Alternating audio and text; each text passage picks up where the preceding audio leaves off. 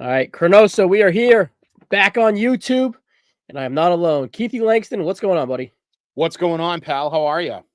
Good, good. Keith Langston, the workhorse here on ChroNoSo the last few episodes. Oh, yes, it's about the only thing I'm good at doing. So it's ChroNoSo. I'm sure greetings from Allentown or Ellicott or Yes. MCU or whatever you're up to. You know what I think you're really good at lately has been the shit takes. Yes. Yeah. No, thank you. Yeah, you had mentioned that earlier. I appreciate the feedback. I mean, that's a show that gets my heart beating. Let me put it to you that way, because Sean's shit takes really do can really frost my cookies. Let me just put it to you that way. His Larry Zbyszko stuff is just off the charts. So thankfully hopefully we won't have to ever review anything on ChroNoSo with Larry Zbyszko. So I don't think so. No, this is not unless you do a direct change and start going south and we start reviewing WCW. I was gonna say if we start in 1980, perhaps in 81, but luckily for us, we're here in 1989. Yes, and we are here in best the middle. Year in wrestling. Yep, and we are here in the middle of the Survivor Series Showdown, which replaced a primetime wrestling one week, and pretty much was a promotion for the Survivor Series, our next episode here on ChroNoSo. Keith, what did you think of this concept of the Survivor Series Showdown, where they would take one guy from each team and just like have a match and promote the show? I think it's always a great opportunity to see the mix and match. I mean, it's one of the best things I miss about Survivor Series is like kind of like the showdown or the pre-show or whatever you want to have for that where you take two people randomly and put them together. It's also at the time when most of these guys were just fighting jobbers anyway, so it was an opportunity for you to see two superstars face off against each other at a non-pay-per-view. Yeah, so which is very, very, very cool. And at this pay-per-view, we winded up having Tully Blanchard versus the Ultimate Warrior. Yeah. Of course, the Ultimate Warrior leading the Ultimate Warriors. And Tully Blanchard, will he be a part of the Bobby Heenan family at the Survivor Series? No. For reasons. Rundown of what happened there. For reasons we don't know of until that we found out much later. No, so this was so Tully Blanchard had failed a drug test for the WWE, the World. Is that why you're doing this? Yeah. Well, Tully's drug of choice was, I believe, cocaine. It's ironic that Tully actually loses his job because of cocaine. Because if you listen to the most recent GFA lives, we reviewed SummerSlam '89, and Piper is coked out of his fucking mind in that. So it's amazing that one guy would get fired and then the other guy doesn't. But actually, this had a lot of ramifications for Tully because WWF actually leaked to NWA, WCW that Tully failed the drug test, and so when they brought back Arn in '89, Tully wasn't with them. So it was Tully kind of got screwed over big time by the WWF. But so this primetime wrestling aired on November 12th, but it was taped on November 1st. And Tully actually has one more match after this, and it's November 5th. There's a tag title match it's a house show in Waukegan, Illinois, where him and Arn Anderson lose to the Demolition Axe and Smash. So, and that's Tully's last match. Really his last match for a while too, because he doesn't really wrestle that much. He wrestles for the AWA in 1990, but he really doesn't come back to WCW until they have Slamboree in '94. And so he's kind of screwed actually for a long time for this because of that.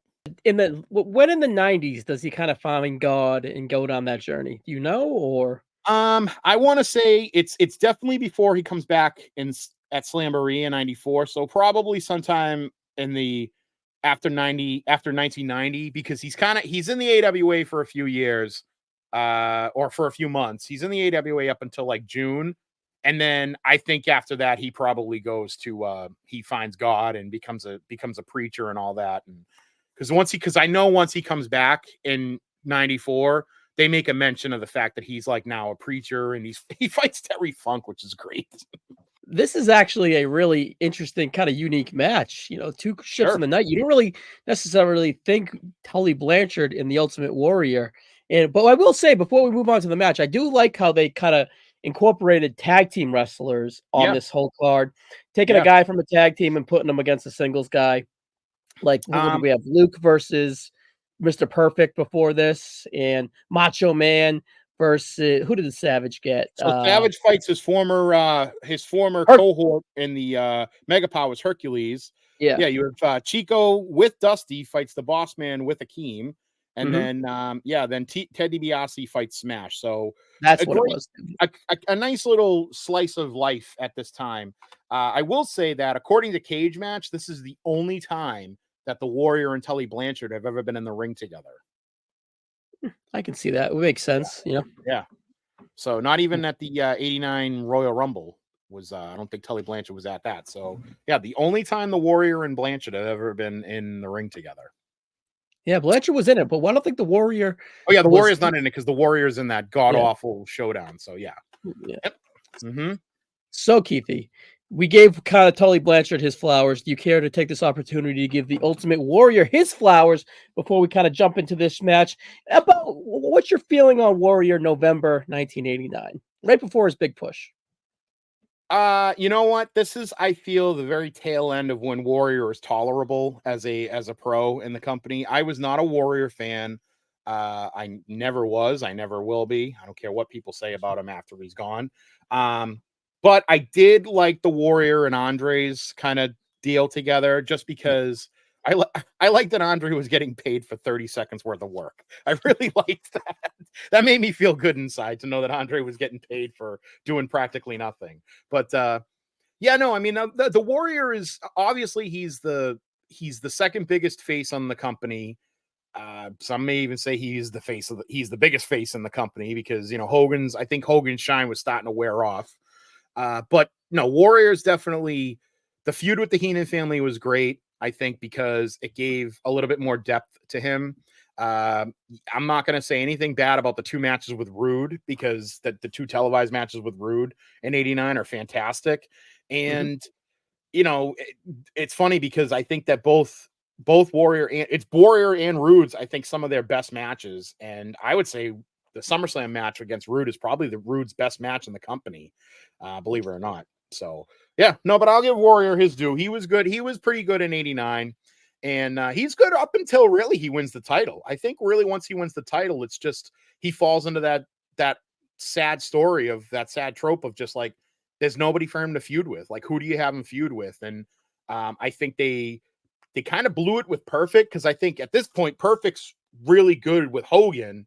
And then you kind of move him to the Warrior, but that's just so that they can use that to show there's tension between Hogan and Warrior. And I think after coming out of WrestleMania 6, I think the first feud should have really been Warrior and Perfect. And you could have had Perfect be like the pretty good heel for Warrior, his opponent. Yeah. What do you think? I'm good with Warrior. I think that he is overly loved in history now, especially on like these parts when we did GWWE stuff. I think that he was overly loved and overly looked at, but he is a big match performer. You can't take away from that. Especially with you alluding to the two Rude matches, and you said this is Rude's best WWF match, and you know you could pick a handful of them, and most of them are with the Warriors to choose from. So yeah, he definitely shows up for the big ones, but from a night to night standpoint, he's cut and dry. Yeah, he's very much the same, very cookie cutter. But that's fine. You didn't have to be. I mean, I know Hogan's notorious for talking about he didn't have to work, and that's how he knew, you know, that's why he didn't work because he knew he didn't have to in WWF. He knew that he could just do like his 5 moves of doom and that's it. So I got nothing wrong with that. Yeah, but if you go back and you think of every pay-per-view match that the Warriors in, it's a good match, you know? At the least a good match. So yeah. But I'm pretty interested about this match, Keith. I'm not gonna lie to you. I've never seen this match, I don't think. So let's kind of fire it up and watch it together. Rock and roll, let's go. All right, here we go, Keith. We got Tully coming out with Bobby, and you said this was his second to last match. You think he has a little problem right there walking to the ring looking at him? He might have a problem, I think. It's unfortunate that, you know, I think Tully had a drug problem for a while, you know. I mean, if you remember how he was back in the NWA, back in Crockett era, I mean, he was kind of off the walls back then too. So, you know, it's kind of like how when Roger Clemens went to Toronto, he met up with Jose Canseco, and next thing you know, he won two Cy Young awards, and he gained about 30 pounds of mass. Perhaps a different drug, so to speak. Yeah. But yeah. I'm these are hit and miss. So you guys watching on YouTube, it may be blocked. Hopefully it's not. It's also hit and miss. We're optimistic that we'll be able to view this one since it's kind of like a hidden gem and not really on the webs. Maybe it's not on their radars, so to speak. But I don't know. I'm optimistic that we don't have to block it. Absolutely. I mean, it is a hidden gem. You're absolutely right. I mean, Tully's 89 is great. Obviously him and the Brainbusters, they win the tag titles. They feud with Demolition. That match at SummerSlam against the Hearts is fantastic. I love it. Yeah, and I mean, even their feud with the Rockers is fantastic. So I think the match right before this is the prime time, where it's the Rockers against the Brainbusters. And it's just that's one of the best things about 89, I think, is the tag division, because you had so many great tag teams all together. And when you brought these two guys in, I don't know what the expectations were, because they don't seem like they're typical WWF guys, but they meshed so well with everybody. It was great. Yeah, it's kind of like modern day, really are. Revival, FTR, really modern day brainbusters, so to speak. Oh yeah. Yeah, those are beautiful tie-ups, by the way, and great bumps by Tully, making the Warrior look opposing and whatnot. He really hasn't done much. Maybe he's taken like 3 or 4 steps within the ring, and it's been all Tully bouncing off of him. And I love that Tully extends his hand for a handshake, and Warrior immediately starts, gripping his hand too much. So Tully's trying to and he's selling it like it's he's having his hand crushed under a vice. Great punches in the corner. Punches in the corner to no avail. Warrior's just, no selling on the way out. How big was Tully? He looks very small next to the Ultimate Warrior. He does. I don't think Tully was. I mean, Tully's not short. I mean, he's 5'11". He's probably about 240. I mean, Warrior's 6'3", so that's a significant difference in height. Obviously, Warrior's, ripped at this point, like he's cut like a friggin' out of stone almost. But what was that? That was like a video game glitch right there, where you try to taunt and you just run to the top rope and do. I don't even know how to describe that. Warrior went up to the top and then he went, I don't do this move, and then he went down again because Tully's on the outside. So Warrior, gonna drop an axe handle on the outside of the ring? Not gonna happen. But no yeah. But do you want me to give you the results of the other before mentioned matches? Of course, if you're YouTube only listeners, for sure. Yeah, so we have that's correct. Only on YouTube you'll hear this. So the first so Tito Santana defeated the Big Boss Man. Tito had Dusty in his quarter, Boss Man had Akeem and Slick.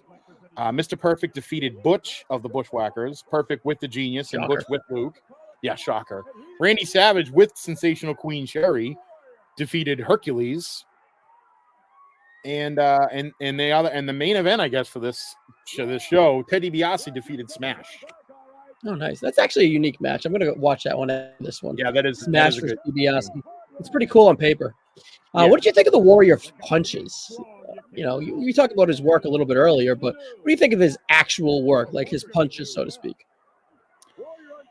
He's not awful. I guess that's the best. I guess that's the worst. I think a lot of my Warrior just has to be with the just the one-dimensional character that we had, and then just how insane he was personality-wise. Work-wise, he's not the worst worker out there. He's certainly not the worst worker in 89. I mean, dare I say Hercules is still probably worse than him, but I mean, he's not he at least is believable in his offense. It's his selling that tended to be a little off, because he would no sell a lot more than he should. But I will say that I know one of the big jobs of a face is to sell getting beat up, and Hogan kind of perfected the being beat up the entire match, and then you come back, you hulk up, and then you win. I think Warrior had a better job. He did a much better job of selling the entire match as being injured once you got him, and then he would Warrior up, and then he would win. So I kind of like that. And again, it was like you said, he always showed up for the big matches. So, I mean, he's not going to be doing any of this stuff on on a weekly superstars, Mm-hmm. Yeah, they're giving Tully a lot here. That's the first time where Tully's offense actually affected the Ultimate Warrior. Before, It was always like the foreign object of the turnbuckle, the foreign object of a trip. You know what I mean? The ropes, whatever. So that's the first time Tully physically got one up on him. I liked it. Oh, Warrior missing a big elbow there. Again, the foreign object, not Tully. But I like that Bobby Heenan hasn't gotten involved in this match yet, which is not always true for him. Mm-hmm. Nice big knee into the corner. Tully in the corner, Warrior running in full steam, and Tully just gets his knee up, and now Tully going to the top rope. Yeah, something you don't always see Tully on the top. You got flying knee here? Oh, beautiful. Oh, big power slam. That was well done. Yeah, that was well done. This has to be almost over now. It's got to be, but this has been a pretty good match. Tully's worked his ass off. Absolutely. Oh, now look at this. Oh, who's coming down? Is it going to be Arn or is it going to be Andre? What do you think? He's calling the herd here. I bet you're probably both, right? Oh, no, just Arn Anderson. Oh, and a big, Arn Anderson. Okay. I got to protect the Tully in the finish here. Wow. I love it. I love it too. Arn's wearing black trunks. Tully's wearing red. I should say, I usually mention what they're wearing. Warrior's wearing like a nice neon lime green trunks with the red Warrior on the it looks like on his right butt cheek, and then he's got his purple tassels. Oh, here comes Haku, the one true king, Haku. You know who else is coming down. He's got to saunter his way on down very slowly. You know who's coming. It's chopping wood. Yeah. Oh, here comes the Rockers. Forget it. We got the Rockers and Jim the Anvil.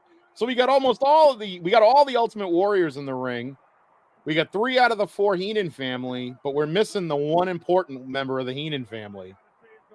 Here he is. Going down now here. Yep. A walking condominium is coming. Jeez. They could do Andre dirty like that. I know, right? Look at him. Is he wearing the blue singlet? Pete always says you could tell Andre's career where it was at when he was wearing the blue singlet. That royal dark blue. He's wearing the navy blue singlet. It means it's almost over for Andre. That's right. Actually, no, Andre's going to win the world tag title sooner than later. Yeah, I had a question for you coming out of that. Do you think that the Colossal Connection end up winning the titles if the Brainbusters end up not leaving? Yes, I think what they were going to shoot for is I think that when the Colossal Connection wins the belt, it was supposed to be the Brainbusters again, and then you would have had at WrestleMania 6, you would have had the Busters lose to Demolition. Okay, it makes way more sense. I even had this discussion with Pete about how, maybe Brainbusters weren't supposed to lose the titles, but it just didn't make any sense considering when they said they fired Tully so I think they were going to have them lose it back eventually. And then Demolition was going to three-peat it at Mania anyway. Gotcha. Yeah, very cool. I was just watching all that happening at the end. Yep. I figured a question popped in my mind. I figured there would be no better guy and no better time to ask it right now than now. Absolutely. Thank you, sir. I appreciate it.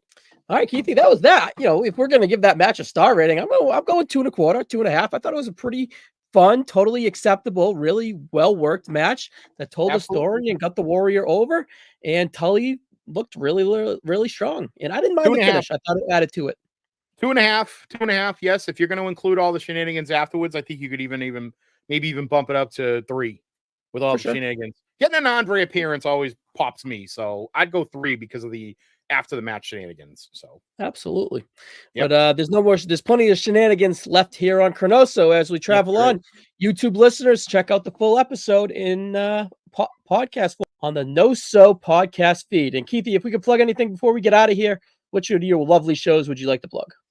Oh, please listen every week to GFA Live on any other podcatcher app with me and my BFF, PD Winston. Awesome. Keithy, it was really fun to join you. And thank you for all your hard work here on ChroNoSo. And we're going to keep trucking on. My pleasure, boss. See you guys. Bye.